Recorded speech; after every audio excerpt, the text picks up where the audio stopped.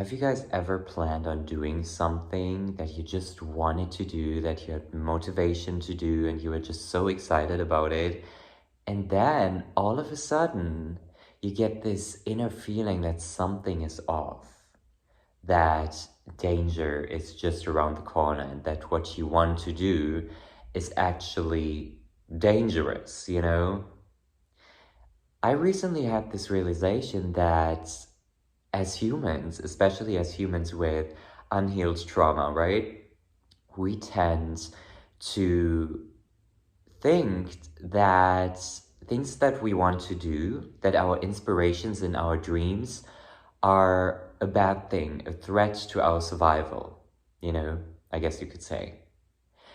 And I just recently I did something that I was so excited to do that I just really wanted to do. I've been planning to do this for a while, and then I was finally about to do it, and then I was like, oh my gosh, something seems a little off.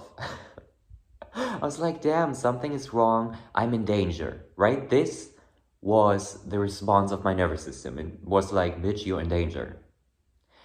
But then I calmed down and I was like, oh my gosh, actually, I realized something.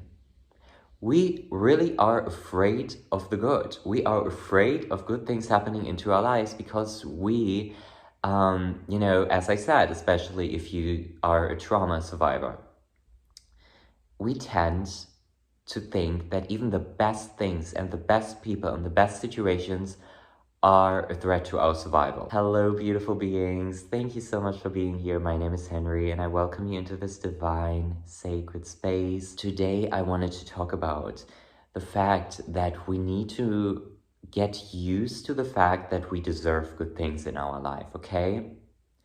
And I feel like for the majority of my life, really the first 20 years, I guess, I went through life subconsciously thinking that I do not deserve good things. I had a lack money mindset. I was attracting the wrong people all the time. Like, I was literally a spiritual trash bin. Okay? Like, I felt so unworthy and it was just so bad, and I kept attracting bad shit into my life, right? So I felt unworthy of money. I felt unworthy of good relationships. I felt unworthy of beautiful environments and safe environments. You know why? Because my soul, well, not my soul, my inner child, right? It was so used to daily toxicity. So it looked at, toxic situations and beings and situations as if it were its home. Little Henry looked at, toxic situations and was like, oh my gosh, I'm used to it. I'm used to this. Let me attract that more. Let me immerse myself in that. Let me immerse myself in toxic environments. So that is really what I did the majority of my life. And eventually it stopped because I started my healing process. I started healing the inner child, which I feel like is the most important thing to do because it's like your foundation of yourself, right? The first years of your life, basically your fucking inner child, right? So I realized, damn, I voluntarily put myself in situations that I knew were toxic because I was afraid of the good. I considered the toxic places and environments as something positive because I was used to it. And I considered actual good people who want the best for me. They were a threat to me because I was like, oh my gosh, I've never experienced that. And guess what, bitch?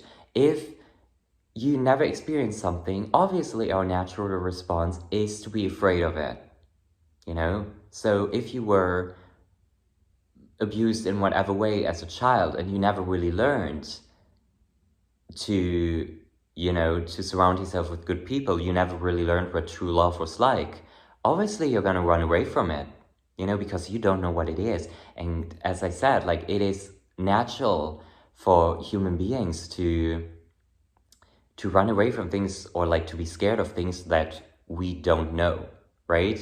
Like a step into the unknown is always so scary. But we need to change that. So one thing that really, really helped me, and I feel like it's gonna help everyone, and maybe this is just my billion planets in Sagittarius speaking, but what really, really, really, really helped me the most was solo traveling, okay? Because in the past, I was so codependent on people, and that was a response, a trauma response in itself, right? I was so dependent on the people I surround myself with, even the toxic ones, okay? So last year, at the beginning of last year, I was like, you know what? I'm sick of depending on other people. The only person I really need to depend on is myself, because I will always have myself. Till the day I die, I will always have myself. And even after that, like, who knows, right? But another topic, right? So I was like, I need to get the relationship I have with myself, I need to get it straight, because as we all know, or well, some of you maybe don't, but honey, it's really like that. No one's going to save you. And if you don't have a good relationship with yourself, you will never live a fulfilling life. You will never be successful. If you always depend on other people for approval, for your happiness, for your worthiness, okay, especially if you're on the internet, you know, it's like, it is a fucking crazy shit show, because we're like, we want to get that recognition and love from other people, while we cannot even find it within ourselves, you know? Like, I remember in the past, I would always like post on Instagram things like about me and like selfies and all of that, which I still do, but it's now coming from a place of self-love, whereas in the past, I always used to try and find that love from other people, you know? So anyway, I realized, oh my gosh, like, I need to fall in love with myself. I need to fall in love with myself. Otherwise, I'm fucked, you know? So I went on my first solo traveling adventure, and I completely fell in love with this newfound independence I had, you know? And it made me realize something, because the days before my flight went off, I flew to Scotland, by the way, beautiful. Before I had that flight, I was so scared. My body felt sensations it has never felt before in terms of anxiety, okay? Like, it was bad, bitch, okay? It was so bad. I mean, luckily I didn't have a panic attack or something, so I know people have it worse, but I was feeling it was bad, okay? So the thing that helped me was I did it anyways. Obviously, I had no other choice. Like, I booked the ticket. I mean, I could have gotten a refund, I guess, but actually, no. I couldn't even get a refund, because I already booked the hostels, I booked the Airbnb, I booked the train ride, I booked everything, okay? So that would have been one hell of a ride for me to cancel all of that, right? So I was like, you know what? I have no other choice. I need to do this. And this taught me so much, because I realized the second I landed in Scotland, you know, whereas before I thought I was going to die because I never traveled by myself. The second I landed there, I was like, 99.9% of the fears you have, they are not real. They are not real. And most of the time, when we want to do something for our soul, when we want to do something for, you know, to make our inner child happy or whatever, that inner child is still living in the past, is still triggered by the past. It doesn't know good situations, it doesn't know good people, it doesn't know anything good related. So it tends to stick with the toxicity, because it's scared of the good. So my inner child, it was freaking out like crazy. And obviously, like, solo traveling, that is like very huge, you know, like, I don't expect you guys to do that like right away. Like, it took me a long time to figure this out, right? It could be little things, like going to a cafe by yourself is not a threat to your survival. Asking somebody out on a date, or going out with someone that asks you out on a date, is not a threat to your survival. Obviously, you don't want to, date a serial killer, right? So always vibe check first and stay safe out there. But, meeting new people is not a threat to our survival. Sharing your art on the internet is not a threat to your survival. There's so many things that I could mention. Going to the gym, like honestly, and this is something I want to work on as well. Like I was planning on signing up for a gym a couple of months ago. Right now, I'm not doing it because I'm traveling, so there's really no point. But I wish I would have gone to the gym. But I was always like, damn, everyone's looking at me, it's so scary. I considered going to the gym as a threat to my survival, but guess what, honeys? It's not a threat. We are safe. No one cares about you. So I did a lot of things last year and still this year. I try to do something every day that really pushes me out of my comfort zone a little bit, because otherwise life would be so boring, right? So I started normalizing putting myself in scary situations. Okay? Recently, I met a person. I got such good vibes from them, right? I was like, damn, we could definitely be friends. We could be, whatever. And before I actually met up with them, like a couple of hours before, I was so scared. I was so fucking scared. And I feel like I know why now. I feel like because my inner child knew that this person was a good person, right? Like he just fucking knew, okay? Like little Henry just knew.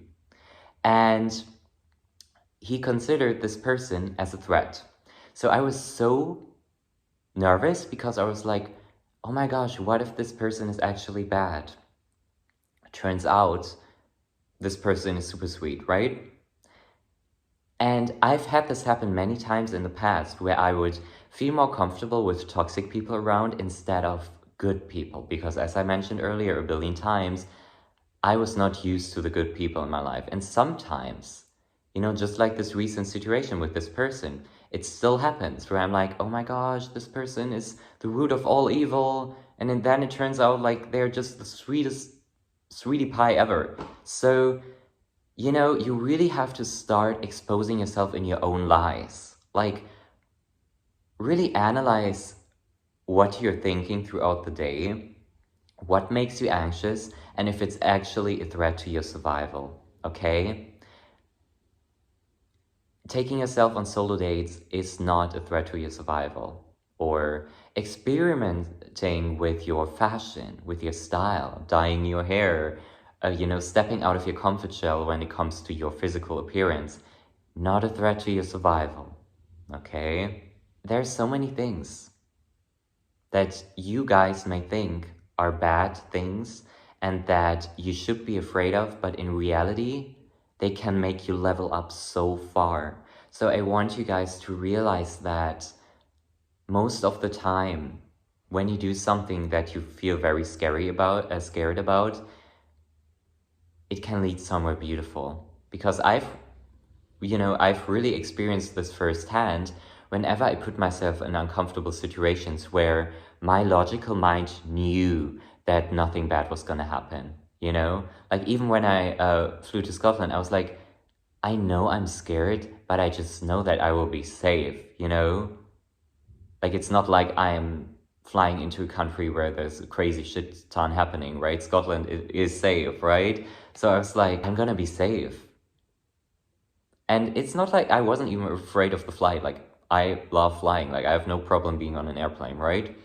But I was more so afraid of, like, being completely lost, not getting an Uber and shit like that. That is clown shit. Obviously, I got an Uber the second I hopped out of this motherfucking plane. And with fears like that, we really, really, really need to start becoming more aware of it. Because we cannot live our whole life out of fear. You might as well already prepare your grave. You might as well already throw yourself into a basket, because what's the point of living then? Like, if you always act out of fear, if you never enjoy your life, okay? You need to step over this blockage of yours. You have this inner blockage that is making you think that the things you do or you want to do are so scary and, it's gonna end up so bad and you will die and blah, blah, blah. No, that is just a trauma response. You think that those things are a threat to your survival, but they are not, okay? And also one other thing that really helped me, which honestly I think can help you with anything, is journaling. And as I always like to say, journaling really is a free therapy session, you guys, okay? So please take advantage of it. I'm someone, during the past few years, I have struggled a lot with OCD as well, which is something I'm actively healing now, which I'm really grateful about. But whenever I got, intrusive thoughts or, whenever I got a fear and I was like, damn, I don't know how to handle this, I wrote it down. And the second I wrote it down, I was like, and I looked at it, I was like, actually, this is so small, like this is nothing, Like, why am I so scared about this? Like, people are literally out there fighting in war, suffering because of hunger. There's so much shit happening. And then I worry about these small things, and when I write them down, I'm like, oh my gosh, what the fuck? Like, why do I do this? Start accepting your fears, because that will set you free, You cannot avoid emotions. You cannot sweep them under the rug all the time, because eventually that will backfire you. You have to accept your emotions, but emotions shouldn't stop you from doing something that you love, So let's say you want to release your art on the internet and you feel like, I'm taking this as an example because nowadays a lot of people have some magic to share. I'm sure you do. Like, there's something that you're very talented in and that you need to share with the world, and you know it. And the world needs your magic, and it's very important, okay? So I'm just taking this as a, prime example because I feel like it's important. So you want to share your magic with the world. You want to put it out on the internet, or you want to sell your art, whatever. And your fear is like, oh my gosh, this is so ugly. Like, all of a sudden you find your art ugly and unworthy, right? Complete lie, obviously. But you start having this fear, When you start saying, oh, I don't feel this fear, I'm not feeling it, I'm like, that is bad, because it's gonna come back stronger, It's like fear is knocking at the door, and when you ignore the door, it gets louder. It's like, patch, patch, patch, patch, patch, bitch, let me in, Like, that is the fear. It's gonna keep growing and growing and growing if you try to, sweep it under the rug and distract yourself. But if you accept it, if you're like, hello, fear, hi, bitch, come in, give me a hug, how's it going? When you start accepting it and making the fear feel smaller, When you start welcoming it and being like, okay, hi, how are you? You mean nothing to me, but you know what? Come in, I don't care. That is when it will want to go away, So as I said, for example, you want to release your art into the wide world and the internet realms, right? And your fear is like, don't do it, You accept that fear and you're like, you know what? Just be present. Just be here, I don't care, because I'm gonna do it anyways. Like, there's nothing you can do to stop me. There's literally nothing you can do to stop me. You can tell me as many times like that, or you can tell yourself as many times that, you will fail, you will, your art career will go horribly wrong and all of that. But at the end of the day, you decide to do it anyways, because you show that fear that it has no power over you, okay? It's sort of like exposure therapy, right? You start doing shit despite the fear. Yes. So that's on that. And one final note, and I always preach this on my channel, especially in my tarot readings and all of that, but guys, please, please, please, please take at least 5 minutes in your day to just sit in silence, okay? To meditate. And as I always like to say, it doesn't necessarily have to look like you sitting in lotus pose, lighting a candle, and just breathing deeply, even though that's what I love to do the most. But it can just look like you sitting on the couch and just looking around in silence. You guys need to give yourself permission and the space and time every single day to process your thoughts and to process your fears and to welcome those fears and accept them and really let them run free in your head. You know, take like 5 to 20 or even 30 minutes in your day where you do nothing, where you just sit with your thoughts. Because eventually, after you do that, you will feel like, oh my gosh, actually, they don't really hold a lot of power over me. You know, it is in those short moments, in those, moments that, like, where we are, oh my gosh, like this fear caught me off guard, and then we jump into the next distraction. That fear is not going to be able, or like those emotions will not be able to be expressed and released and worked through, right? So always make sure to give yourself time every day to just sit with your thoughts. And this has helped me tremendously because I'm somebody, I do struggle with anxiety a lot. If I don't ground myself, like if I don't have certain routines in my day-to-day life, like meditation and yoga and drinking enough water, drinking less caffeine, lighting incense, like journaling, going for walks, all of those things. I love doing those things every day. But when I have a day where I don't really do them and I just, keep jumping into distractions and trying to bury those fears, when I lay in bed at night, suddenly they all come to the surface. So if you are somebody who struggles with that as well, just know that taking, 20, 30, 10, 5, whatever minutes in your day-to-day routine to just sit with your thoughts, it does wonders because it helps you process. And after that, you can be like, okay, the show must go on. Let me do whatever I want to do. But it's time for you to start giving your emotions the space they need in order to be released, Really, really focus on that. It's so important. But anyways, you guys, so I hope you got something out of this. Let me know, how this made you feel, what you're currently going through. And yeah, I really, really hope this helped you in some situation or way. I love you so much. Thank you for being here. And I'm sending you so much blessings. And I hope you have the most wonderful, 2023. Bye.